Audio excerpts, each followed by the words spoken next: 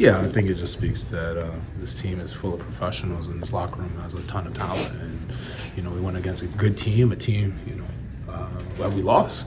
That's one of the few times we lost this year, and a team that's really talented and they execute well. And we found ourselves coming in here a man down, and this team came together collectively as a group and found a way to win tonight.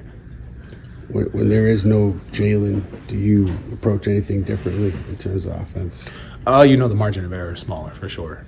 When you have someone who's one of the best players in the NBA on your team and he's not playing, obviously we all have to pick up the pieces. So as a team, we did such an amazing job. Campaign was special. Precious, Landry, Tyler. Everyone, was a big. Those guys were a really big part of us winning tonight. What about Josh back-to-back triple-doubles and the level he's playing? Nah, he's playing at an amazing level. He's taking confident pull-up threes even today. He got a dunk. So, he's taking his game to another level right now in front of us. I'm proud of him. He puts the work in. Everyone in his locker room knows the work he puts in and the hours you don't get to see him. You're not in the practice facility. He's working. 24-10 at this point. What have you learned about this team to date? Just that we're gritty, man. I think that we do a great job of finding ways to win, even when we're not at our best. And obviously, we're adjusting, we're getting more and more acclimated with each other. But you hope to learn those lessons through wins than in defeats. And we're doing a great job of learning as we go and getting more unified with each other. But in that learning experience, we're finding different ways to win, which is great. Did you battle with this OKC team, over the years out in the West? Just what challenge do they bring for? They're really good, and they're better than they've ever been. So, we got to be at our best to go out there and compete at a high level. And like I said, we've been fortunate to find ourselves winning in the games where we learned a lot about ourselves, and have to take those teachings and those experiences with us at OKC and utilize them if we want to come out with a win. You mentioned Kolek. Were you aware that he played 40 minutes earlier? Oh, no, today? I was very much aware. Yeah, he played a lot of minutes today. He deserves a break. Shout out to him. How many doubleheaders have you played in your career? Day-night doubleheaders? AAU. Yeah, I was back to AAU. I haven't done it in NBA, but I was back in the days of the back-to-back-to-back. So I've done that. And but I never did a doubleheader in a single day in the NBA. Shout out to him, man. Not game related, but just in general. Tibbs, as a coach, when you had him in Minnesota, now, different, the same? No, he's different. He's different. He's a different man.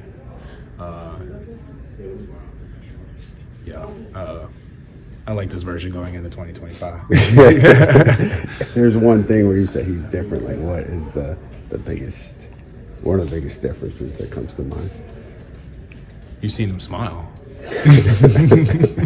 I'll keep it at that. I think that we all in life, we grow. And I've grown since the time when we were together in Minnesota. He's grown. I think that we're just,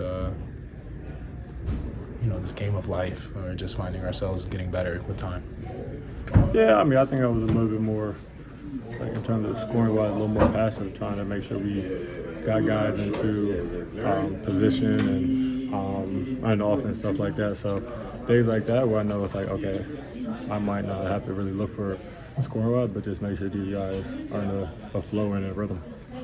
Tell me about the dunk down the paint. When was the last time you did that in a game? A while ago. It was. I heard Will was telling him to pressure me, so I'm not much of a handles guy, but I can straight line drive the hell out of somebody now. So yeah, that was it.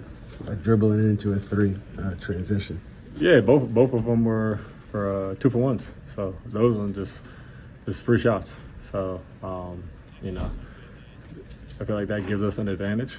I think anyone that's in that position needs to take those shots and be unselfish. You see, for example, Kel takes heaves, every game. And, he's not sitting there worried about percentages and all that stuff, So if guys sacrifice like that, then we got to make sure, we sacrifice and do what we're supposed to do to give the team the best chance to be successful. You talked about this in the past, about how this team this year compared to the past, you're not relying so much on one player to carry the offense.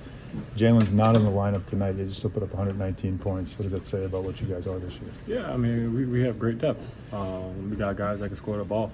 Obviously, when he goes out, then you know, it's really Cat and Kel's show, and OG. We want to get him involved, especially teams like this that are a little bit smaller, where we can take advantage of him in the post. So it just shows the difference between last year and this year. Last year, him out, I'm not sure how that would have went, but you know, with him, you know, out, Deuce, I'm not sure what the heck happened to Deuce, but Deuce being out, we still got the depth of Kel, you know, Cat, like I said, OG, you know, those guys, they're very good at scoring the ball. Might be a dumb question, but why do you think you're such a good finisher? I mean, if what you were doing was easy, more non-big men would have like 70% at the rim. Yeah, I mean, you know, last several years I've been struggling with my shot, so you gotta do something, right? You know what I mean? I gotta have the strength if I'm not, you know, knocking down three. So for me, it's just about, you know, dedicating summers to obviously my shot, but also finishing around the rim, knowing that, you know, teams might play off or transition. I get to the rim a decent amount, especially this year with Cat space in the court. I know I'm gonna be able to get to the rim. So it's just working on it, being diligent with that. Is that like core strength and like to those extremes? Nah, I don't work too much on my core. I probably should. I got a little six pack. It ain't crazy, but nah, it's just at this point, just working, God-given ability. You have job that Payne did stepping in at the last minute. Oh, great job. I mean he's a vet. That's why, you know, he always stays ready, and he always every game, you know, he wants more. He wants more responsibility, more minutes, and that's what we want from him. And so games like this, you know, we're not worried when JB goes down. We're like, you know, we're good. CP is going to go out there, going to give us great energy. You know, take good shots, get guys involved, and that's what we need. You think Jalen knows that too? I mean, last year probably there were some times he looked banged up, maybe probably shouldn't have played. I don't know. I mean, I think, you know, him, Kel, you know, myself, I think we'll just cut a little bit differently in terms of like if we're able to walk, we're going to play. Apparently, JB was able to walk today, so he should have played. But, no, I mean, I know he wants to be out there, and you know, I don't think that takes into effect for him. But for us, you know, if he's not ready to go, we know we got someone who can step up and play big minutes. You have coming up now an interesting matchup.